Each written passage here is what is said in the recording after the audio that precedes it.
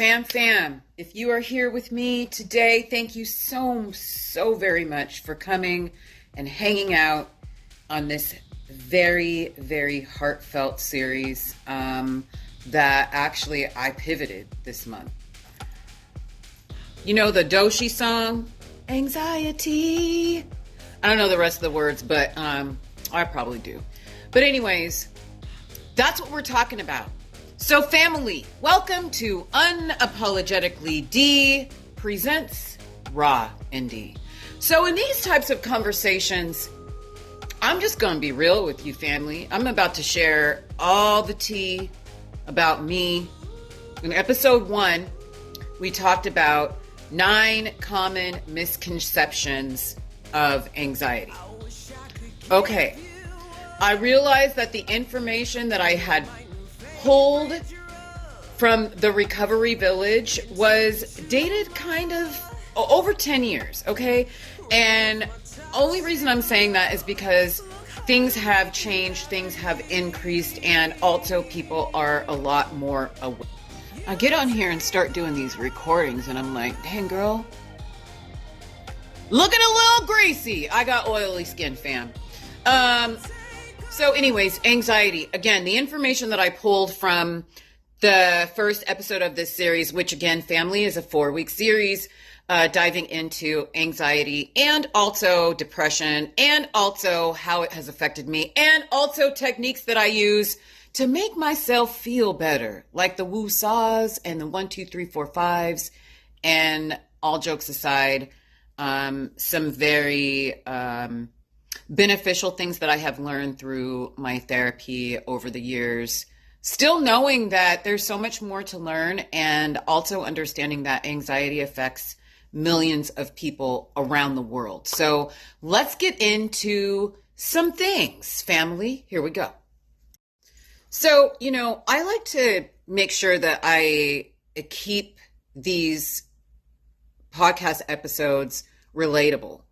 And there are so many misconceptions, so many misunderstandings, and, people, in all honesty, are embarrassed to talk about anxiety. So let's just get into some things.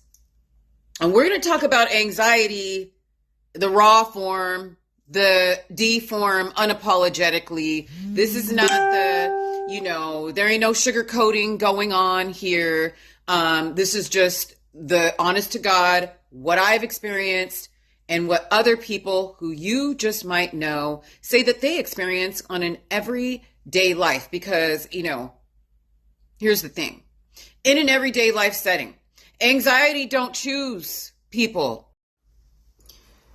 So family, I said anxiety doesn't choose. It is, goes wherever it wants to go. That is the unfortunate thing. It can affect pretty much anyone. But we're going to also, in this episode, talk about some positive things, because I'm not trying to have this be, because we need positivity in this world. We're, again, going to talk about some techniques. We're going to talk about some real life things that I dealt with.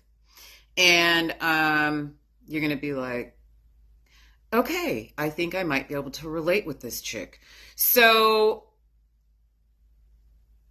you may hear the words, calm down, it's okay, are you sure? Things like that. That's just going to make you have more anxiety. It's like, it's messy, it's unexpected, you can't control it. Anxiety shows up whenever and however it wants to. The truth of the matter is that it doesn't care who you are. So you can look strong, you could be doing good, not doing good. You might have survived a ton of ish. If it wants to show up and present itself in your life, unfortunately, it's going to. So this is the reason that we're going to have this conversation.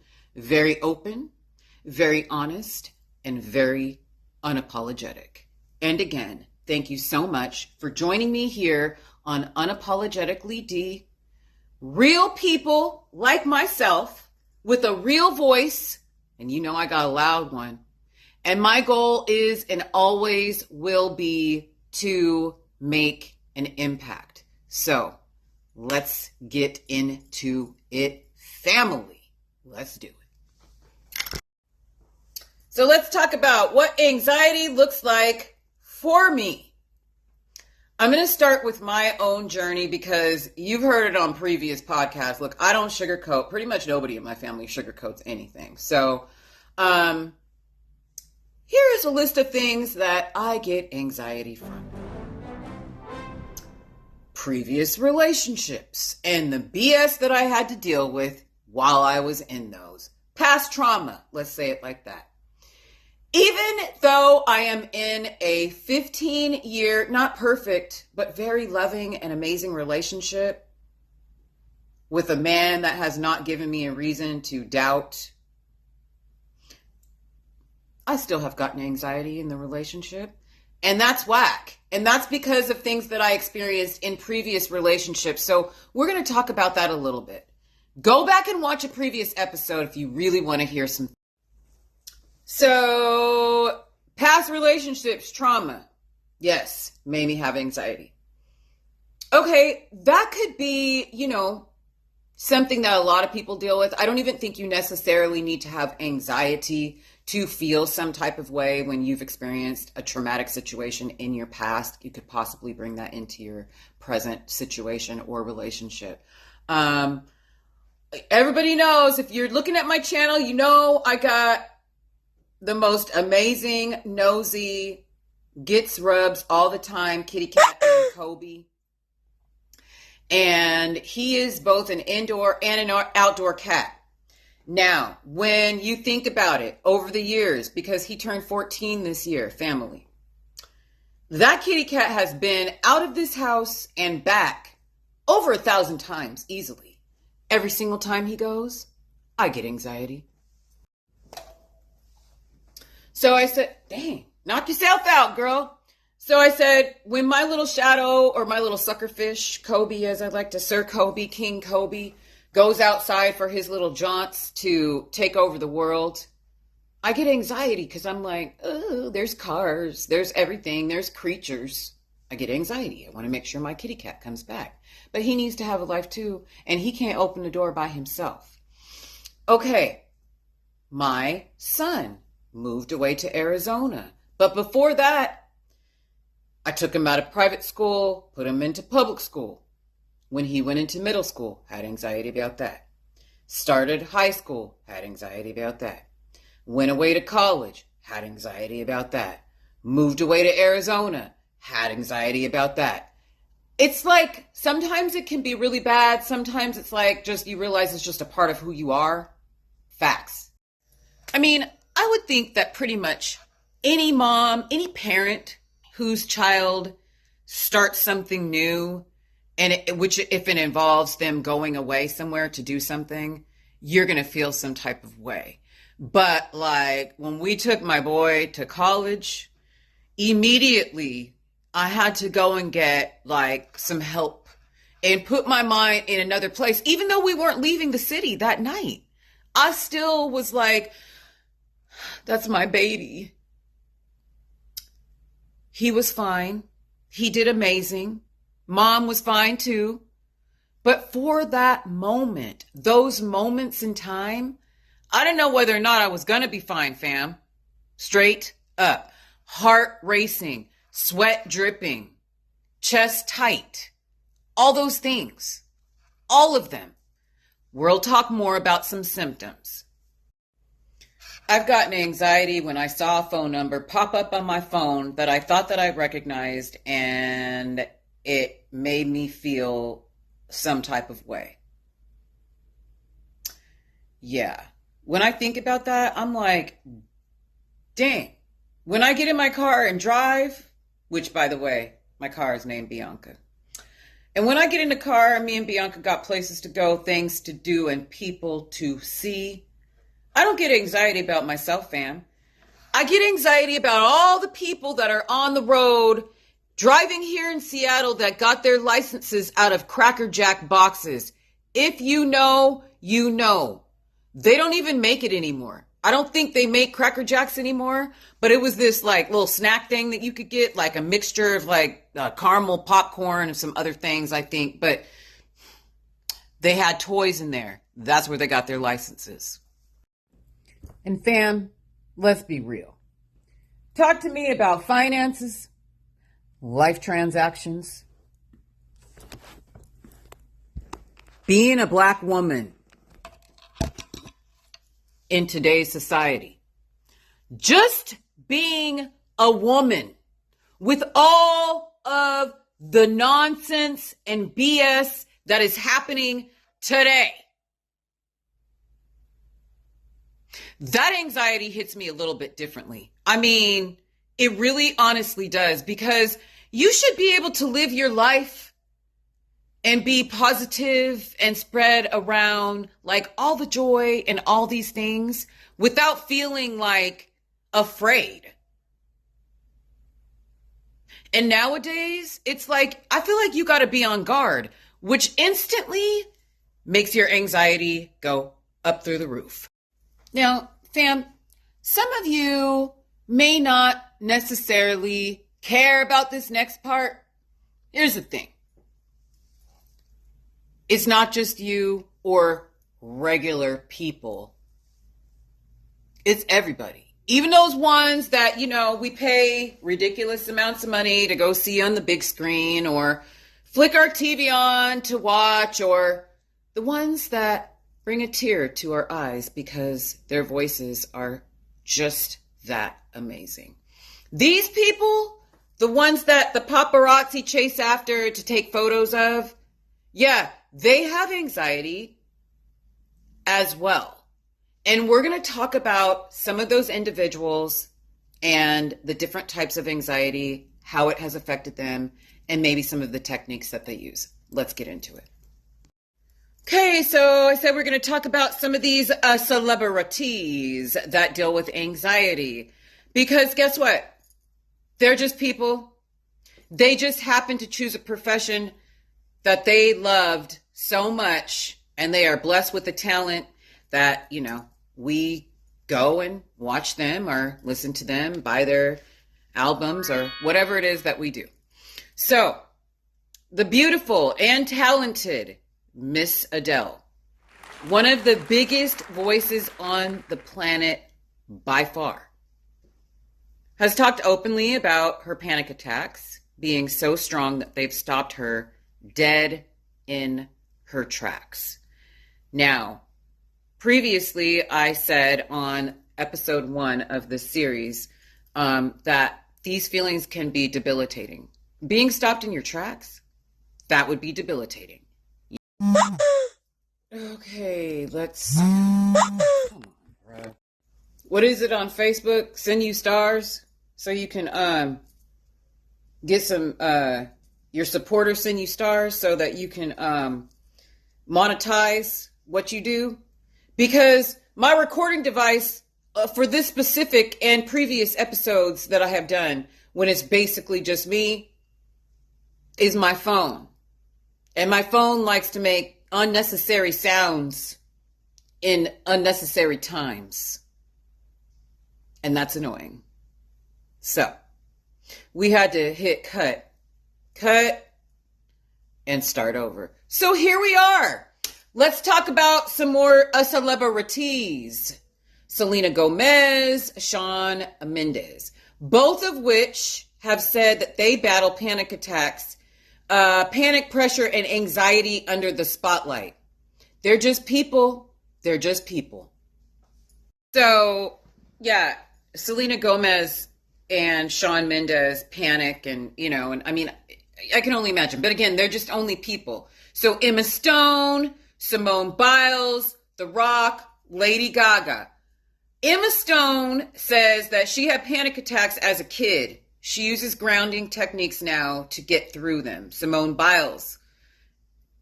Anybody knows Simone Biles. She stepped away from the Olympics to take care of her mental health, which is the most important thing ever. You have to take care of your mental health. She was struggling with her anxiety. and there were things that were at stake. So she took care of her. The Rock even talks about anxiety during burnout and massive life transition. So I said The Rock, life transitions, burnout, everybody gets burnt out at one point or another. You really have to make sure that you are managing your time, family, take that time. We're going to get more into some of the things again that I said that I do.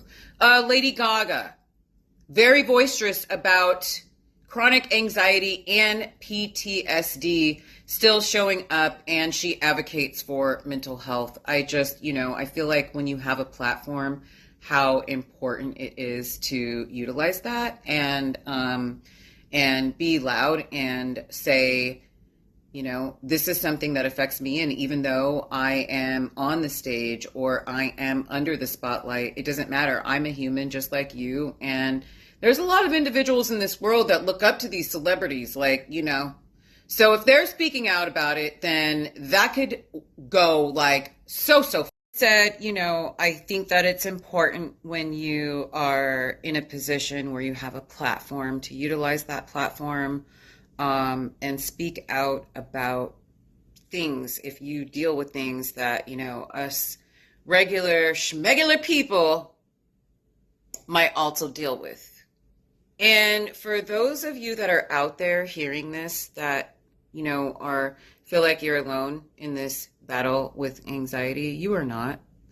And just think about how strong you are if you are able to work through these things, utilizing some resources that we're going to talk about when you have far less of them than the celebrities that I just spoke about. But we're going to get a little bit more into that. I realized the lighting was all kinds of jacked up, so we back. Adele has said that she almost previously canceled shows because of her anxiety. And, when these beautiful and talented women, her and Simone Biles both, stepping back from what they absolutely love to do to take care of their mental health. I mean, I guess it just makes you feel like it doesn't really matter what your job is. It really doesn't matter what you look like. Honestly, it doesn't matter what your age is. Like I said before, anxiety is going to do what it wants to do. It does not choose based on your hair color or the color of your skin or what you do for your profession. It's not like that. And it's whack. So techniques. Now, these are techniques that I myself have used as well. Exercise is a big thing for me. It's like, it's my lifestyle. So if I feel anxious and I am in a position where I can do some type of movement with my body, work out, lift some weights, throw the weights around because I love it, I will do that. But here's some other techniques also that I use like whenever I feel like it works and it is the proper setting to be able to do that.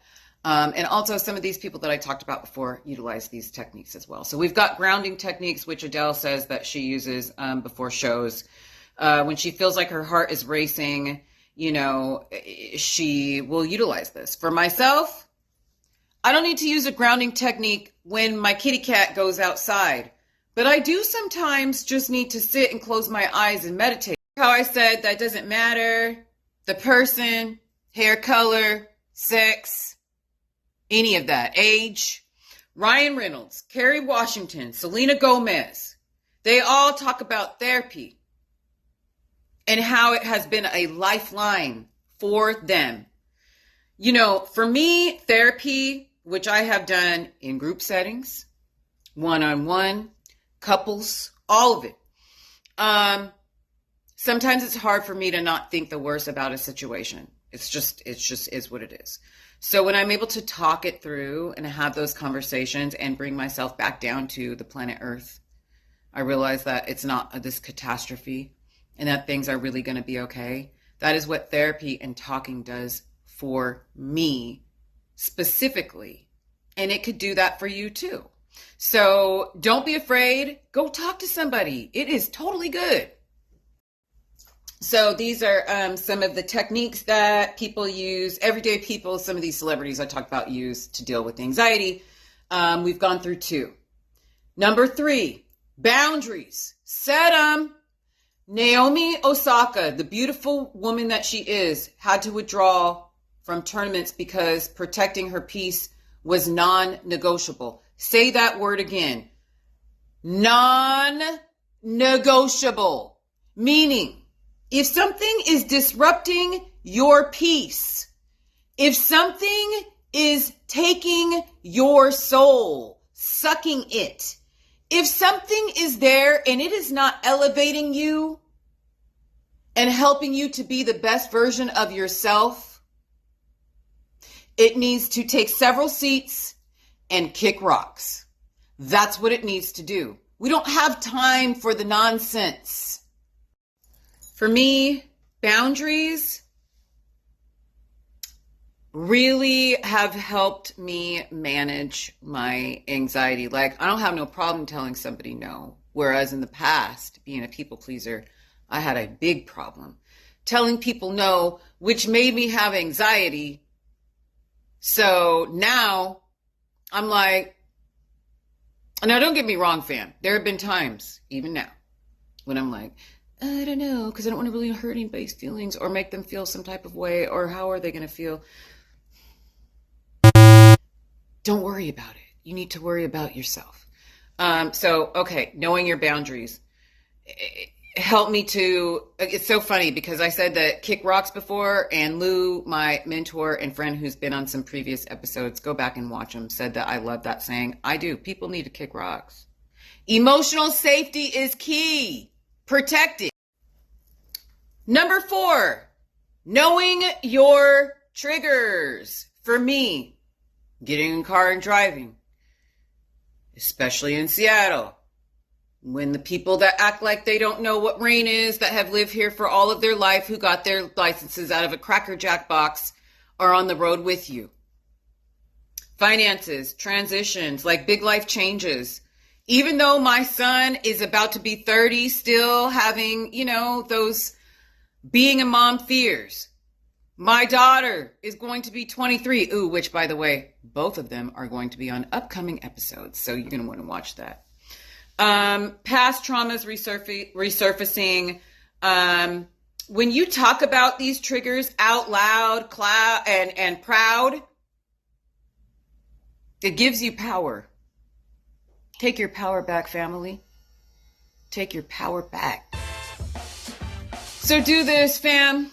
The thing is that you name your trigger, you take power over it. Just like Simone Biles, Naomi Osaka. When they needed to step away, they did that. They stepped away. So if you need to step away, do that. Because sometimes the strongest and most powerful move is saying, no, that's not happening today. I don't want to do that. I need to take care of myself. And then coming back to it when you're ready. So when I look at all these people, The Rock, Lady Gaga, even Michelle Obama, being vulnerable enough to say that you struggle is a powerful, powerful thing. It makes me feel less alone when I can talk about things, the silly little things that aren't silly to people that understand exactly where it is that I'm coming from, like a cat going outside. So like I said earlier, anxiety, it doesn't choose. It's male, female, any nationality, hair color, all those things, it doesn't matter. It is what it is. It's taking your control back by naming your triggers. Taking your control back by being vulnerable and saying, yes, this is something that I would like to talk about. Just talk about it. Have that conversation. You have to start somewhere, because the more that you keep it inside and try to look the other direction, the harder it becomes. And, I know that for a fact because I went for a long time without really even knowing what it was that I was dealing with. And again,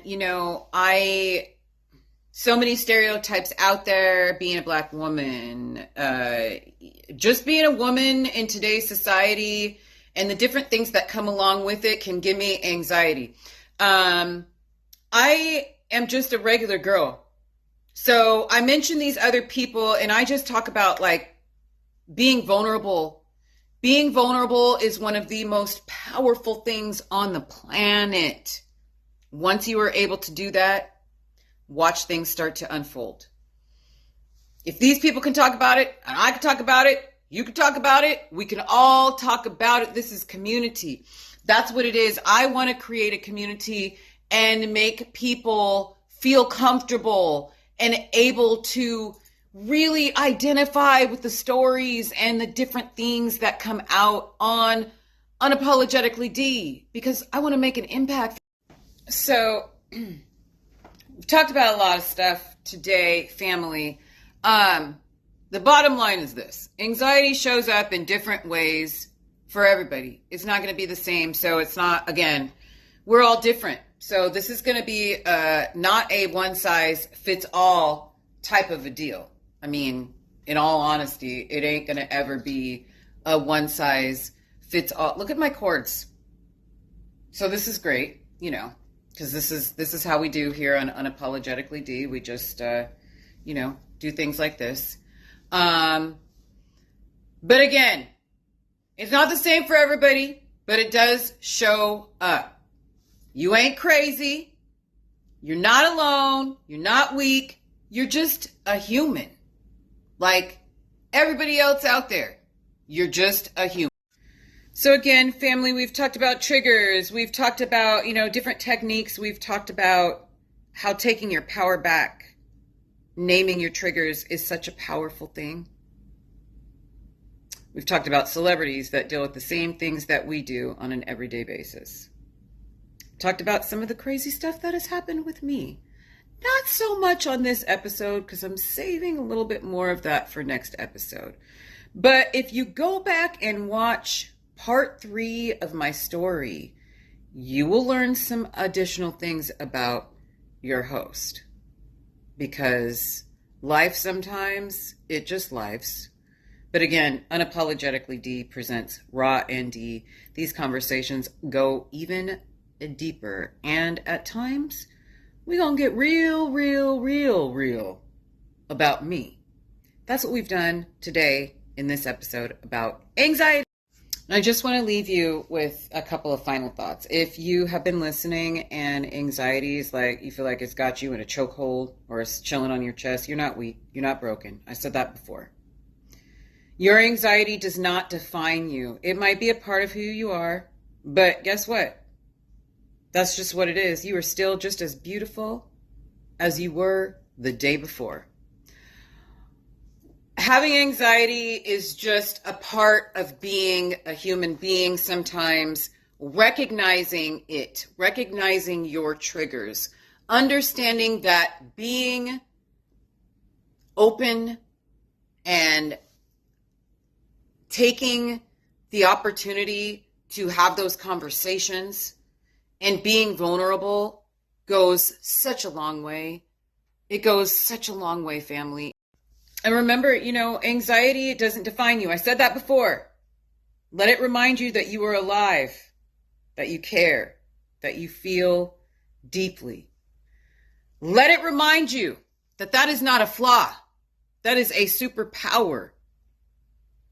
Kings and queens, we are all very different and all very unique.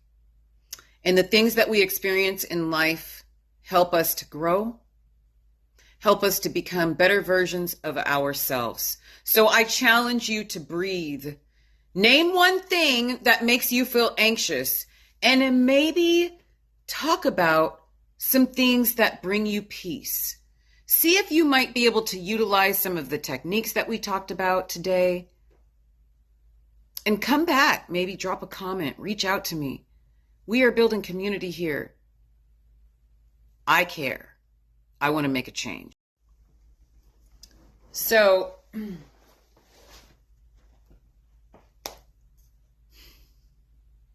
I want to thank you again for listening to Raw and Dee, presented and brought to you from Unapologetically D. Yes, I just moved my light because we're still in the beginning stages, family.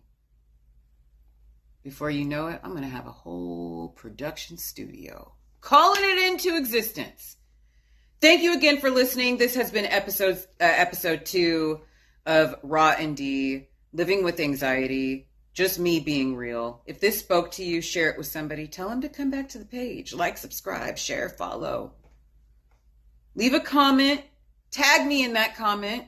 Send it to somebody that you think might benefit or they might need to hear it, and let them know that they are not alone. So thank you again, fam, for coming and hanging with me on Raw and D, brought to you by Unapologetically D. This has been, it's been a good time. Headphones are looking all cattywampus. That's okay. I can still hear myself. I want to thank you for taking the time to come and hang out with me. Today is a good day. Tomorrow is going to be a good day. Family, we're all human. That's all we are. And we're all just trying to be the very best versions of ourselves on an everyday basis. So let's do that. You can watch me now here where you are on YouTube. I will be expanding out to other platforms, starting with Spotify very soon. So like, subscribe, share, and follow for notifications and, all the fun that we have here on Unapologetically D. And with that being said, fam, we gonna go ahead and wrap this one up. So thank you from the bottom of my heart. Thank you so much for joining me here on Raw and D, presented by Unapologetically D, with me, your host, A.B.C.Dee. And we out.